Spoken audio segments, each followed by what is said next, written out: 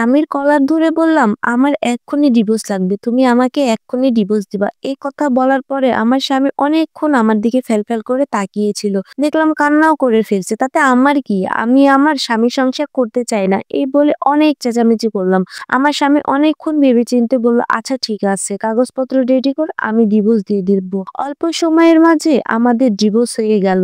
ডিভোর্সের পেপার হাতে ধরিয়ে বলল, "এই যে নাও তোমার ডিভোর্স পেপার। এটা নিয়ে সোজা বাপের বাড়ি চলে যাবা। আর কখনো আসবে না।" আমি মনে মনে অনেক খুশি ছিলাম। থাকবো না তোমার বাড়ি, খাবো না তোমার ভাত। আজকে থেকে আমার স্বাধীনতা মতো চলাফেরা করতে পারবো।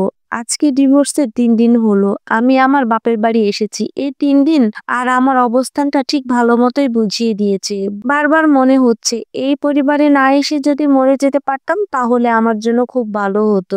ডিভোর্স দিয়ে ১ম দিন যখন বাবার বাড়িতে আসলাম, আমার হাতে বড় একটা ব্যাগ দেখে আমার ভাই সাথে বলে উঠল, "কিরে এত বড় ব্যাগ নিয়ে আসলি যে, অনেকদিন থাকবি নাকি?" এই কথা বলে সে চলে গেল। আমিও কথা না বলে রুমে চলে গেলাম। ১ম দিন আম্মুর সাথে যখন নাস্তার টেবিলে বসলাম, আম্মু আমাকে ভালো করেই বুঝিয়ে দিল, "ছেলেরা এই বয়সে একটু একটু গায়ে হাত তুলে থাকে। এটা স্বাভাবিক। তোমার আরেকটু মানিয়ে নেওয়া উচিত ছিল।" এই কথা শোনার পরে আমার মাকে যে কি বলবো ভাষাই খুঁজে পাচ্ছিলাম না।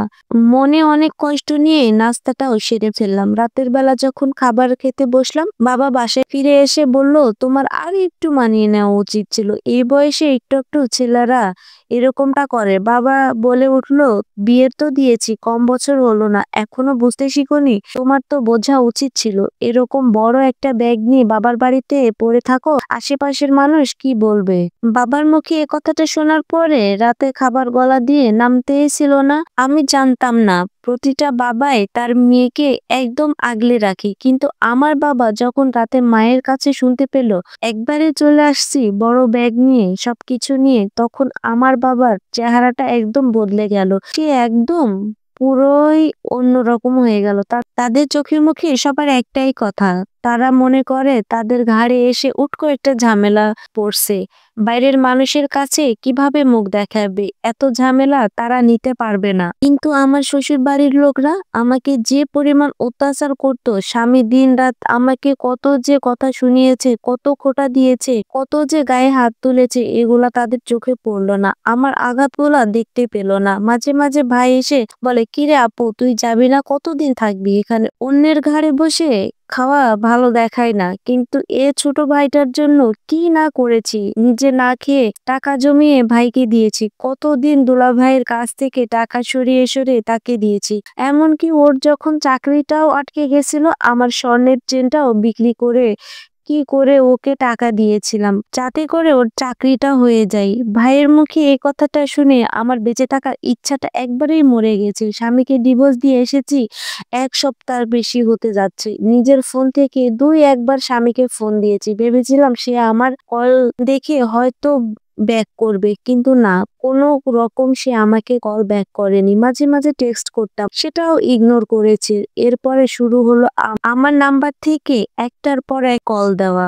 দিন রাত কয়বার যে কল দিয়েছি, কিন্তু সে আমার কল কখনোই রিসিভ করেনি। তারপরে পাশের বাড়ি থেকে নাম্বার নিয়ে তাকে কল দিতাম। একটার পর একটা নতুন সিম কিনে তাকে কল দিতাম। সে বুঝতে পারতো সে কখনোই নতুন নাম্বার রিসিভ করতো না। কারণ জানে তার ফোনে এসব নাম্বার থেকে আমি ছাড়া কেউ কল দেওয়ার নাই।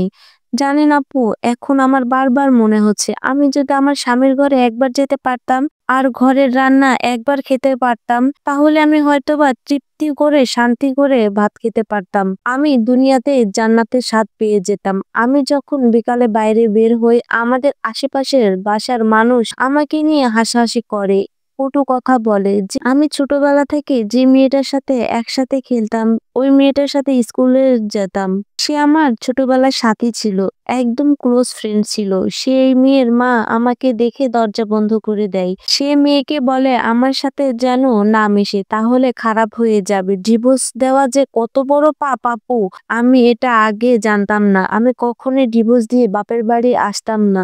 আপু ভুল বলবো না, আমার স্বামী যথেষ্ট আমাকে ভালোবাসতো, হয়তো বা সারাদিন মন একটু খারাপ থাকতো এর জন্য, তবে আমার উপরে কখনো জোর খাটায়নি। চলে যাওয়ার শাশুড়ি ননদ ২টা কটু কথা বললে সে আমাকে কথা শোনাতো না। মাঝে মাঝে তাদের জন্যই আমি আর এভাবে ১ মিনিটও থাকতে পারছি না। আমি যেভাবেই হোক আমার স্বামীর কাছে চলে যাব।